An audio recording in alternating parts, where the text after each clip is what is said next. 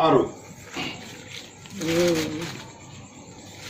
కావున మీరు ప్రభువైన యేసుక్రీస్తును అంగీకరించిన విధముగా ఆయన యందు ఏరుపారిన వారై ఇంటి వలె కట్టబడుచు మీరు నేర్చుకున్న ప్రకారము విశ్వాసమందు స్థిరపరచబడుచు కృతజ్ఞతాస్తుతులు చెల్లించుట యందు విస్తరించుచు ఆయన యందుండి నడుచుకున్నది.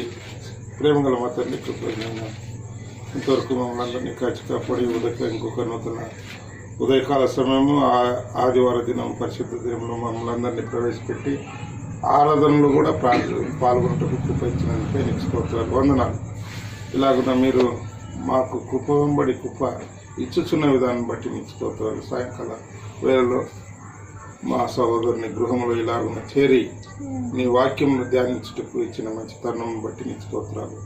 ఈ చదవబడిన వాక్యమును మీరు ఆశీర్వదించండి, వాటి ద్వారా మీరే మాట్లాడి మా హృదయములకు సేద తీర్చమని, అన్నిట్లో సమస్త మహిమ ఘనత ప్రభావాలు మీరే కలిగించుకున్నామని మా ప్రభు రక్షకుడైన యేసుక్రీస్తు నామంలోనే అడిగి వేడుకొని ప్రార్థిస్తున్నాం తండ్రి. ప్రియమైన వాళ్ళరా, ఇక్కడ చదవబడిన వాక్యంలో కావున 6, 7 రెండు కలిసి ఒక వచనం ఉంది. 100 అక్షరాలు ఉన్నాయి అందులో. మీరు ఆ తర్వాత ఎంచుకోండి.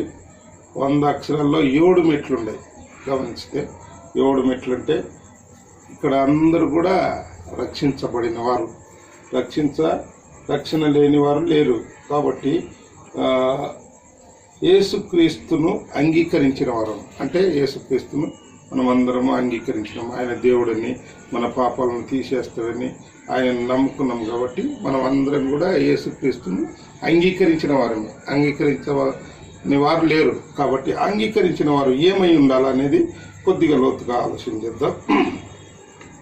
కావున మీరు ప్రభువైన యేసుక్రీస్తును అంగీకరించిన విధముగా ఆయన యందు ఏరు పారిన వారై, అంటే చెట్టుకు ఏరు ఎట్లా లోపలికి ఉంటుందో అప్పుడు చెట్టు గట్టిగా ఉంటుంది. అంటే ఏరు పారాల. దినదినము, నెల సంవత్సరం గడిచే కొంది మనం యేసుక్రీస్తును అంగీకరించినామని అక్కడితో ఆగిపోకుండా సాగిపోవాలంటే ఏరు పారడం అవసరం. ఎట్లయితే చెట్టుకు ఏరుకు పారుతూ ఉంటుందో ఆ గట్టితనం వస్తూ ఉంటుంది అనమాట. ఆ చేరు అంటే అదే మనం చదువుకుంటాం కదా కీర్తనలో, నీటి కాలువల ఏరున నాటబడినదై ఆకు వాడక ఆయన బాగా తెలుసు. కాబట్టి నీరు అంటే వాక్యం అనే నీరును అనుదినం కట్టడం వలన తర్వాత చెట్టుకి ఎట్లా బలం పొందుకుంటుందో, ఏరు ఎట్లా భూమిలోకి తన్ని ఉంటుందో. కాబట్టి ఏరు లేకుంటే ఏమవుతుందని కొన్ని ఉపమానంలో కూడా యేసు ప్రభు వారు చెప్పిండు. ఏరు లేనందున ఎండిపోయింది. ఏరు లేకుంటే యేసుక్రీస్తును అంగీకరించడం ఓకే, అక్కడి వరకు బాగుంది. కానీ ఏరు లేకుంటే గిన మనము ఎండిపోవడం జరుగుతుంది. కాబట్టి మనం కూడా ఏరు పారడ విధంగా ఇంటి వలె కట్టబడాలా. కీర్తనలో కూడా ఉంది చూడండి, 1:3 అది మనం చూసుకున్నాం, ఇప్పుడు చెప్పుకున్నాం నది. కాబట్టి మనము ఏరే పారేవారంగా ఉండాలా. ఇంటి వలె కట్టబడచ్చు. ప్రతిదినం ఏదన్నా ఇండ్లు కడుతుంటే గోడ కడుతుంటే ఈరోజు కొట్టిన గోడ 7 వరకు వస్తుంది, నెక్స్ట్ డే ఇంకా కొద్దిగా పెంచుతారు. అట్లా పెరుగుతూ ఉండాలి. గోడ ఇంటి వలె కట్టబడుతున్నాం. మనం కూడా మన జీవితంలో యేసు ప్రభువులో కట్టబడుతూ ఉండాలి. కట్టబడుతుంటే పెరుగుతూ ఉండాలి. స్టాప్ అంటే ఇండ్లు అక్కడికి ఆగిపోయిందంటే దాన్ని ఎందుకు ఇండ్లు కట్టడం లేదు అని మనం అనుకుంటాం. ఇన్ని రోజులు పని సాగుతున్నది ఇప్పుడు అని అట్లా కడతా ఉండాలి. ఇంక్రీజింగ్ అంటే పెరుగుతూ ఉండాలి. డే బై డే మనం కూడా ఏరు పారడం ఎట్లనో అట్నే కూడా కట్టబడతా ఉండాలి. అంటే మన హృదయంలో వాక్యం అనేది ఎప్పుడు మెదులుతూ ఉండాలి. మనం ఏం పనులు చేసుకున్నా నువ్వు ఈయనే చేయాలని ఏం లేదు. లేకుంటే ఎక్కడ నీ పని దగ్గర నువ్వు దేవుని గురించి ధ్యానం చేసుకోవచ్చు, నువ్వు నడుస్తూ ధ్యానం చేసుకోవచ్చు. దానికి ఏమీ సమయము రిస్ట్రిక్షన్ లేదు. నువ్వు ఈ సమయంలోనే చేయాలా, ఈ సమయంలో చేయకూడదని ఏ టైం నీకు అనుకూలమైనప్పుడు నువ్వు యేసు క్రీస్తులో ఆయన వాక్యము హృదయంలో ధ్యానించుకున్నటకు తర్వాత కట్టబడటకు ప్రాక్టీస్ చేయాలి. You have to make a practice. కాబట్టి ఎప్పుడైతే మనం ప్రాక్టీస్ చేస్తామో అది అలవరుచుకుంటే కింద మనము పెరుగుతూ ఉంటాం అని వాక్యం సెలవుస్తుంది. కాబట్టి ఒక స్టెప్ ఏంది మనం అంగీకరించిన వారం, రెండో స్టెప్ ఏంది ఏరుపారాల, మూడో స్టెప్ ఏంది తర్వాత కట్టబడుతుండాల. కాబట్టి మనం మూడో స్టెప్గా కట్టబడుతూ ఉండాలి. మనం అందరం కూడా యేసు ప్రభువులో అనుదినము కట్టుకోవటం ఎంతైనా అవశ్యం అని అనొచ్చు. నేర్చుకున్న దాని పొందరు తర్వాత స్థిరపరచబడుచు అని కదా. మన విశ్వాసం ఎట్లా ఉందంటే స్థిరంగా ఉండాలి. ఎందుకంటే లోకంలో ఉన్నప్పుడు ఎన్నెన్నో రకాల శోధనలు ఒడిదుడుకులు వచ్చినప్పుడు స్థిరత అనేది కదిలింపబడుతూ ఉంటుంది. ఈ శోధనలని నిన్ను నన్ను మనందరినీ కదిలిస్తూ ఉంటాయి. లోకంలో ఉంటున్నాం కాబట్టి ఎన్నో విధాలుగా శోధనలు వస్తూనే వస్తాయి. యేసు ప్రభుని అంగీకరించినంత మాత్రాన నీకు శోధనలు రావు, తర్వాత నీకు సాఫీగా ఉంటుందని కాదు. కానీ ఇది శోధనలు వచ్చినప్పుడు మనము స్థిరంగా ఉండాలా, అంటే గట్టిగా ఉండాలా. స్థిరమైన పునాది ఎట్లనో కొండ మీద కట్టబడిన పునాది మీద స్థిరంగా ఉండాలి. నెక్స్ట్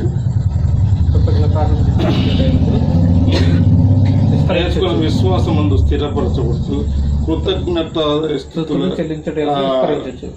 విస్తరించాలంటే మన సాక్ష్య జీవితం కానీ మన అనుదిన జీవితం కూడా వాళ్ళు చెప్పి ఫలానే నిన్న మనం చదువుకున్న ప్రకారం ఆయన ఎవరు అననీయ, మంచి సాక్ష్యం కలిగిన అననీయ. అట్లా మనం కూడా విస్తరించబద్ధులమైంటున్నాం. కృతజ్ఞత స్థితులు అంటే ప్రతిదానికి దేవునికి థ్యాంక్స్ చెప్పాలా.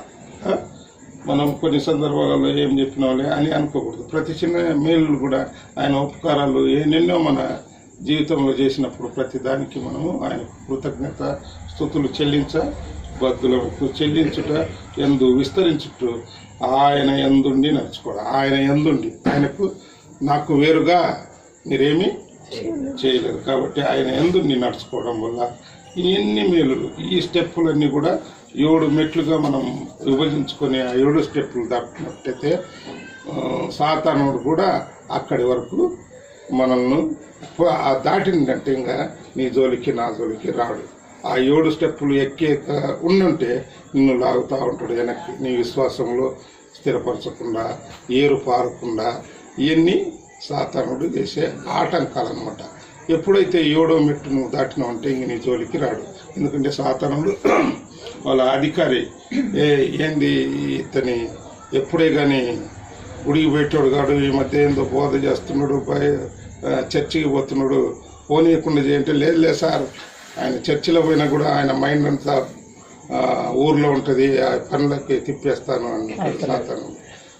అంతేనంటావా అంటే అవును అంతే, ఊరికే పేరుకు పంపిస్తుండ కానీ ఆయన మైండ్ అంతా లోకంలో తిరుగుతుందిలే, ఊరికే body is present, mind is option చేస్తారని అంటే ఓ అట్లా సరేలే అని అట్లా మన సాతాను ఇంకా అట్లయితే లేదు ఆ మంచి కొద్దిగా ఇంకా లోతుకు పోతున్నట్టుంది అని సాతాను అన్నప్పుడు ఆ సాతానుకి ఆ 7 మెట్లు ఎప్పుడైతే మనం ఏరుపారడం, తర్వాత ఇంటి వలె కట్టబడుచు స్థిరపడి విస్తరించుతున్నప్పుడు అప్పుడు 7 మెట్లు దాటిన తర్వాత సాతానుడు కూడా అతన్ని దొరకడు, అతన్ని వదిలేసి ఇంకా ఏరుకోవాలని పట్టుకో అని. కాబట్టి మనం ఇటువంటి 7 మెట్లు దాటినప్పుడు మాత్రమే సాతాను నిన్ను నన్ను మనందరినీ విడిచిపోగలడు. కానీ ఆ 7 మెట్లకు లోపల ఉన్నప్పుడు ఆ సాతానుడు నానా విధములైన శోధనలు తెచ్చి నిన్ను నన్ను బలహీనపరిచి నీ విశ్వాసంలో నుండి తొలగించుటకు ప్రయత్నం చేస్తాడు. కాబట్టి ఇటువంటి వాక్యములను మనం హృదయంలో పెట్టుకొని నడచడం ఎంతైనా అవసరం ఉంది. కాబట్టి కీర్తనలు కూడా 2 మాటలు చూస్తున్నాం. 91వ కీర్తన అందరికీ మీకు కంఠోపాఠం అనుకుంటాను, ఆంధ్రలో ఎక్కువ ధ్యానం చేస్తుంటాడు. మొన్న ఒక పాట కూడా 91 కీర్తన పాడినట్టు చీరాల్లో ఎవరో పాడినట్టు నేను విన్నాను. కాబట్టి అటువంటి 91 కీర్తనలో కొన్ని వచనం మనం చూద్దాం. ఫస్ట్ వచనం చదువుతాం. సర్వోన్నతి మహోన్నతుని చాటున